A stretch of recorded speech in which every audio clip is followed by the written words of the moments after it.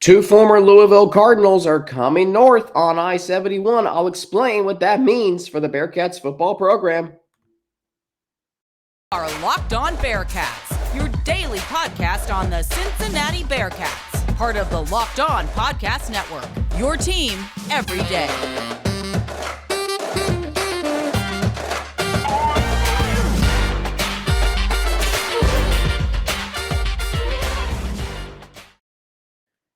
Hey, thank you so much for making Locked On Bearcats your first listen every day. It's free and available everywhere you get your podcasts and on YouTube. Don't forget to subscribe to our Locked On Bearcats YouTube channel. Follow it too to get an alert every time we drop a new episode.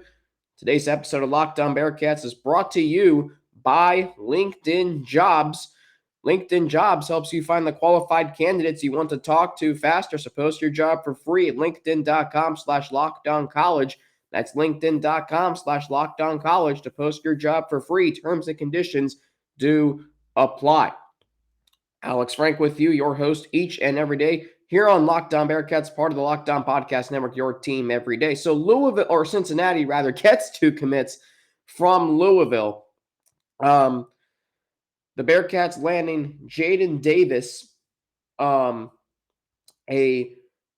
on-3 four-star commit, 28th best safety according to On3, and according to 24/7, the 477th ranked player and 45th ranked safety per 24/7. This is a huge commit for the Cincinnati Bearcats. Luke Handra, who entered the transfer portal earlier last week, played in 16 games over the past two seasons. 3 years of eligibility remaining. He's a Cincinnati native, graduate of Elder High School, and a three-star recruit. Hometown hero movement still very much alive in that regard. And Jaden Davis out of Georgia, being able to land that caliber of a commit, you're already seeing Scott Satterfield's ability as a recruiter coming into fruition here at Cincinnati. And you're already seeing that recruits and players want to follow him to Clifton. So, again, for a program that is in transition, I know we talked about that a lot last week, this is already off to a very, very good start for the Cincinnati Bearcats. Being able to land a four-star commit and then being able to get an offensive lineman who played in 16 games over the past two seasons with 3 years of eligibility remaining. And you still got some high targets in the transfer portal. Tyrese big-time Chambers out of Florida, international wide receiver, only has 1 season of eligibility remaining, but he's had 2 really good seasons in the last 2 seasons. In 2021, 45 receptions for 1,074 yards and 9 touchdowns in 2021. And then last year, 51 receptions, only 544 yards and 4 touchdowns, but still 2 unbelievable good seasons. The Bearcats are listed in Chambers' top 8 schools. Then you got Josiah Stewart, a pass rusher from Coastal Carolina, 3.5 sacks and 44 tackles last year, but 13 sacks and 3 forced fumbles in 2021. And his 13 sacks were 4th in the country. Now, this is in addition to some big names on the Bearcats entering the transfer portal over the last few days. Mario Eugenio, the highest defensive recruit in the 24/7 sports era. That is a big loss. But let's not forget, he was suspended from the team indefinitely in November for, I believe, 3. Actually, I shouldn't say how many charges. I don't remember exactly, but it was a rough situation for the Cincinnati Bearcats. He was suspended indefinitely for some off-the-field issues. Leroy Bowers, a linebacker, did not play this past year, graduated from Princeton, did play in 2022. Noah Potter, you do kind of wonder what could have been. He was a 4-star transfer from Ohio State, didn't really see his name a lot on the stat sheet, or his name didn't really stand out to you a lot on the stat sheet. And then Nick Martiner, a 6'6" wide receiver transfer from Hawaii. You wanted to see his height advantage really add another element to this passing game, but as the passing game struggled, Nick Martiner really didn't see a lot of action. You wanted more from this past year. So you've got some names entering the transfer portal, some big-time names. I would say most notably Mario Eugenio, just because of his caliber when he committed. to the University of Cincinnati. I remember it being a really big deal. Just another piece of momentum for the Cincinnati Bearcats. But again, let's not forget the last time we heard his name was unfortunately for not the right reasons. He was suspended indefinitely from the Cincinnati Bearcats last November. And it was some off the field issues. I'm trying to remember exactly what the charges were, but it was a very bad situation, and I think the team really did the right thing in suspending him indefinitely. Now I'm looking to see, not that this matters, you get the point, what the charges were. But anyway, you're already seeing Scott Satterfield and his recruiting. You're already seeing players wanting to follow him to the University of Cincinnati. Mario Eugenio, I don't know why I'm trying to force this into the show, but anyway, it is a big deal.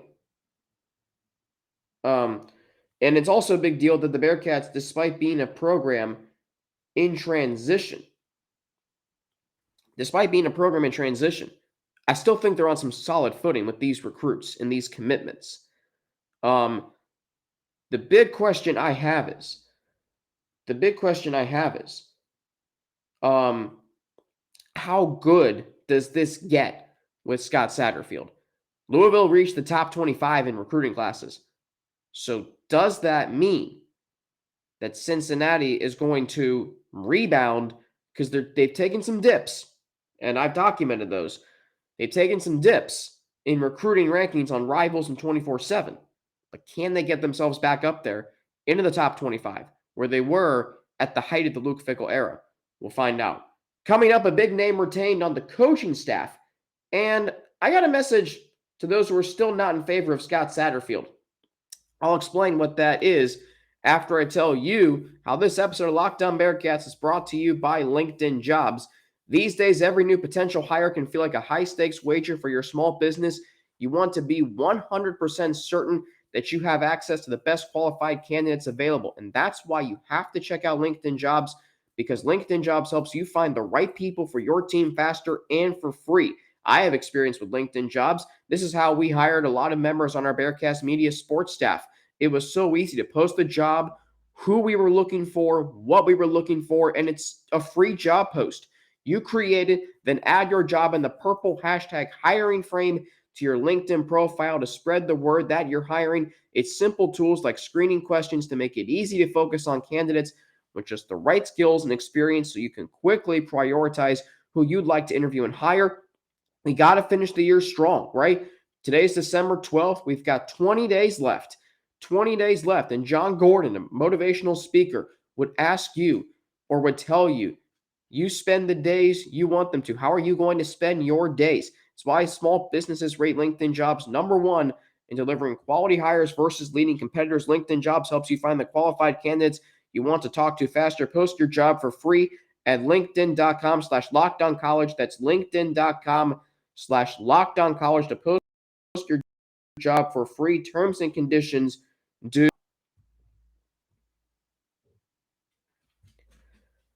Thank you for making Locked On Bearcats your first listen today. For your next listen, check out the Locked On Sports Today podcast. Whoops. That's something over there. The biggest stories of the day, plus instant reactions, big game recaps, and the take of the day, available on the Odyssey app, YouTube, and wherever you get your podcasts.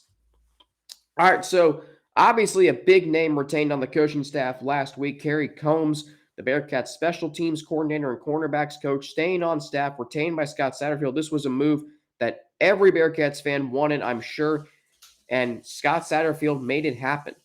This is a huge, huge retainment for the Cincinnati Bearcats, right? It was a move that kind of had to be made. It's huge for recruiting. Now you feel like what's made this program successful for the past 20 years is here to stay. And what I mean by that is recruiting in state. Because Kerry Coombs, if there's anybody who knows Cincinnati football, I'm talking Bearcats high school football, Kerry Coombs knows it as well as anybody. He's coached at Coleraine. He's coached at Cincinnati. He has tremendous connections, a tremendous background going all the way back to the 90s, I think. This is a absolutely monstrous retainment, and you feel like for a program in transition and in limbo, I shouldn't say limbo, but Kerry Coombs is going to help this program stay afloat. I think if there's anything that this head coaching change is showing us, it's that it's not about rebuilding, it's about maintaining, right? Luke Fickell left to take the Wisconsin job. Okay. It's been 2 weeks. It's been 2 or 3. I think it's been 2. Okay, 2 weeks. It feels like it's been 3. But right, that's kind of settled down. We were sad. We let out our emotions on the live rooms, on social media. We did all of that.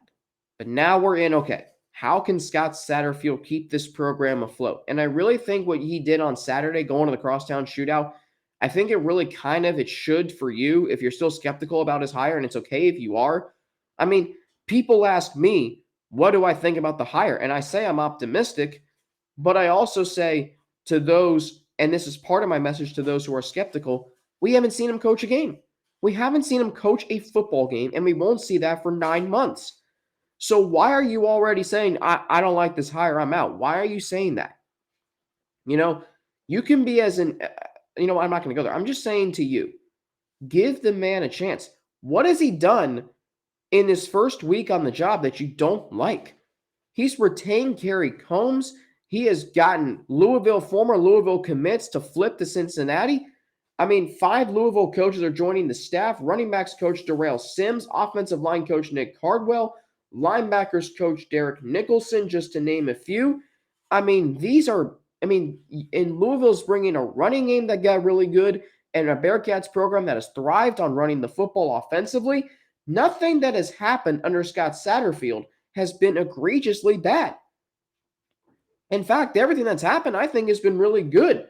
Like, this isn't Mike Brown firing Sam Weish back in the early 90s. So if you don't like the hire, and I understand if you don't, what do you have to complain about? You really don't have much.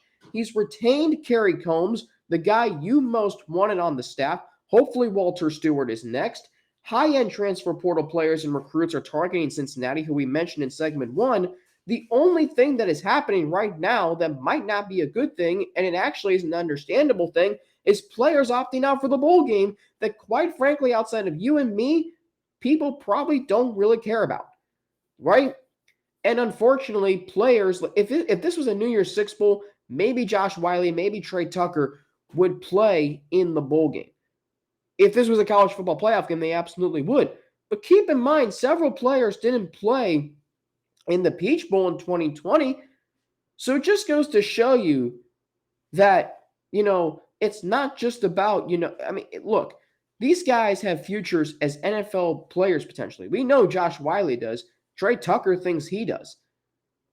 So it's not like, it's a bad thing that players are opting out. It's a bowl game that really, yes, it's the keg of nails, but in the grander scheme of things, it means a lot to the program, but to the casual fan, maybe not. Right? This is not a result of the coaching change. The man who's leading the Bearcats through the bowl game is going to be on staff next year. So it's not because Kerry Coombs is the coach right now or Scott Satterfield got hired. Satterfield's a good recruiter, and we're seeing that already. How high that gets remains to be seen, but 1 week in, I would ask you, what has he done that you can say you don't like? I don't think it's a lot. All right, coming up, obviously, the Crosstown Shootout was Saturday. I'm gonna rehash a phrase used prior to the 2021 Bengals season that applies to Wes Miller and this Bearcats men's basketball program right now. I'll explain what that is after I tell you how this episode of Locked On Bearcats is brought to you by Simply Safe. At Locked On Bearcats, we believe home should be where you and your family feel safest, especially over the holidays. This season, give yourself and your family the gift of peace and protection with the #1 rated home security system, Simply Safe. And right now, Simply Safe is offering Locked On Bearcats listeners 40% off a new security system. But don't put this off. Here's why I love Simply Safe. Whenever I'm on the road, like when I'm in Tampa this week, I know my home here in Ohio, in Macon, Georgia, and my family and my homes come first. This could be helping to avert a break-in, the effectiveness of the technology, feeling extra supported by Simply Safe. That's how I feel because of their advanced technology. Simply Safe's advanced technology, controlling the system right from the Simply Safe smartphone app, viewing the crystal clear HD security cameras and the wide range of high-tech sensors. By the way, Simply Safe was named the best home security system of 2022 by U.S. News and World Report. That's a third year in a row. Why is that? Well, Simply Safe is a whole home security system with advanced sensors for every room, window, and door, HD security cameras for inside and out, smarter ways to detect motion that alert you only when a threat is real, and even hazard sensors that detect fires, floods, and other threats to your home. 24/7 professional monitoring service costs under $1 a day, less than half the price of traditional home security systems. With the top-rated Simply Safe app, stay in complete control of your system, arm or disarm, unlock for a guest, access your cameras, or adjust system settings anytime, anywhere. Don't miss your chance to save big on my favorite security system. And right now, get 40% off any new system at simplysafe.com/lockedoncollege. That's simplysafe.com/lockedoncollege. There's no safe like Simply Safe. All right, I'm going to give Wes Miller and his guys credit for battling back on Saturday in the second half. I thought they played much better defensively. I thought David DeJulius really put on the superhero cape. But at some point, the mantra of if not now, when will apply to this team. And I think it applies right now, right? So we're 10 games in. The Bearcats are 6-4. And that, honestly, given their schedule, I don't think is bad, but I'm left underwhelmed, right? 3 weeks ago, or maybe 4 weeks ago, right? This team was 3-0. This team was playing well. Then they put up a clunker at NKU. If they hadn't had that, I'd feel better about this team. But then, their schedule after that, they played Arizona, which I thought they played their tails off in that game. They played Ohio State, snooze. They played Louisville. Louisville still hasn't won a game, I believe. And they're not that good anyway.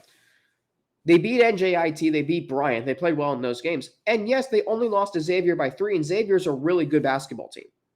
Sean Miller has come in, and it's like the culture has just hit a reset button, and the program itself. But at some point, you're going to have to start to win these games. At some point. Because you're 3-4 in your last 7 games.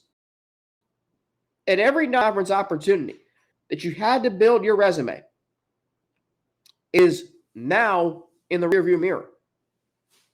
What I like about this team, they play hard most of the time, excluding Ohio State. They're an exciting team to watch when everything is clicking. But what I don't like is the lack of defensive intensity at times, the inconsistency from your 3 best players, Davenport, Nolly, and DeJulius.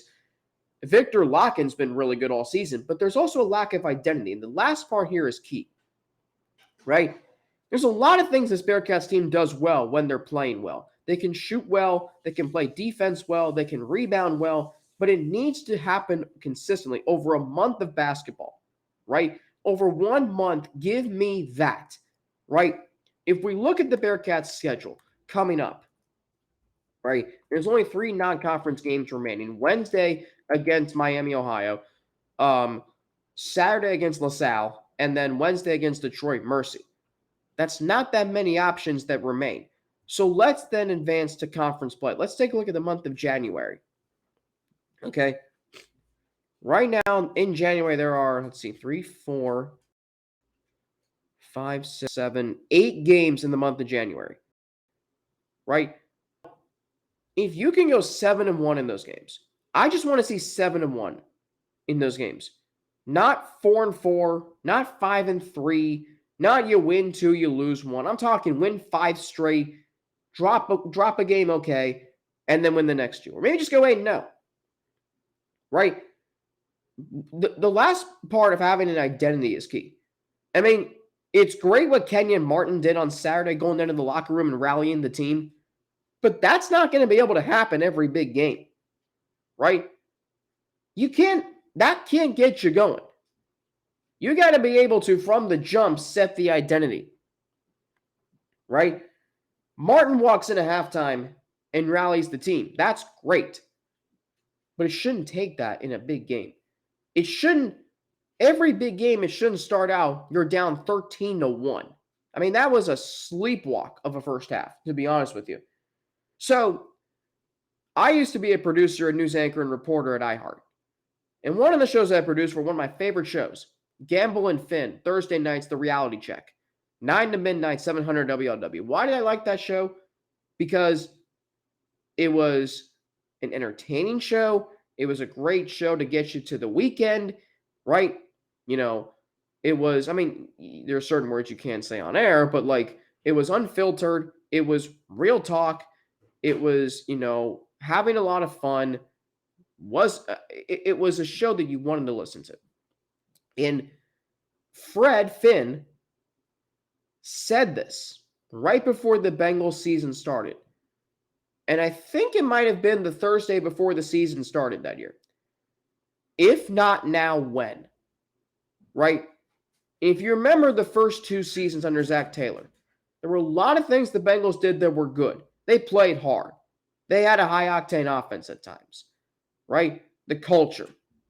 But in big games, or in any game really, you look up at the scoreboard and they didn't have a lot of points, or they were down big. Great, they battled back, but it's too little, too late. It was like, what is this team trying to do? What's this team's identity? What's their game plan every week? Well, over the last 2 years, you've seen them, okay, we're going to take it to the other team. They got to play us. And look what that's done. 19 regular season wins over the last 2 years, more than 3 times the number of regular season games they won in their first 2 seasons. Right? There were a lot of things we liked, but in a big game or often most games, they got down too big early. They battled back, but it was too little, too late. And what's the plan here? Well, now there is that with the Bengals. And I feel like with the Bearcats men's basketball team, Wes Miller's 10 games into his second season. And while there's a lot of things I like, there's still questions about this team's identity and ability to consistently put together a stretch of good basketball.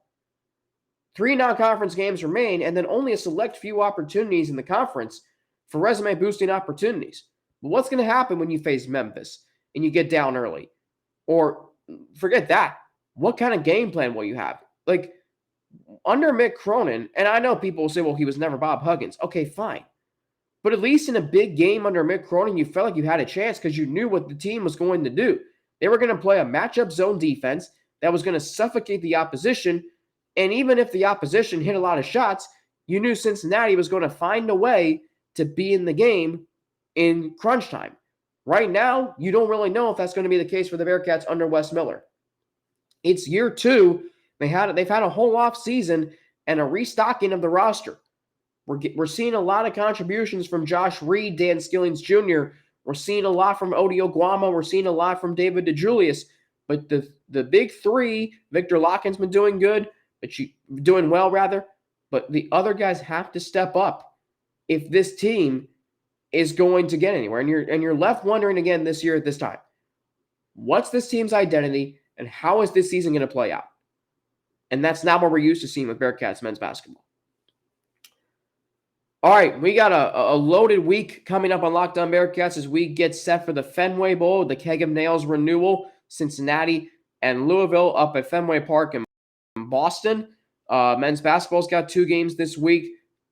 Miami, Ohio, Wednesday night, and LaSalle on Saturday. Of course, we're approaching early signing day. That's the big story. So we'll have coverage on that. Russ Heldman will join me as usual on our he might join me on Friday this week because Dalton Pence will be on with me for Locked On Louisville. So lots to get to this week. Don't forget to subscribe to our Locked On Bearcats YouTube channel. Follow it too to get an alert every time we drop a new episode.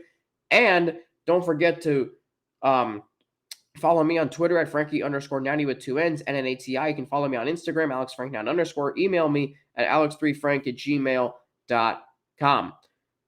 All right. Thanks for making Locked On Bearcats your first listen today. For your second listen today, check out the Locked On Sports Today podcast from the games that matter the most to the biggest stories in sports. Go beyond the scoreboard and behind the scenes with local experts and insights only Locked On can provide. Locked On Sports Today, available on this app, YouTube, and wherever you get your podcasts. I'm Alex Frank for Locked On Bearcats, part of the Locked On Podcast Network, your team every day. Thanks for making us your first listen today. Have a great rest of your day, a great start to the work week, and I'll talk to you tomorrow right here on Locked On Bearcats, part of the Locked On Podcast Network, your team, part of the Locked On Podcast Network, your team every day.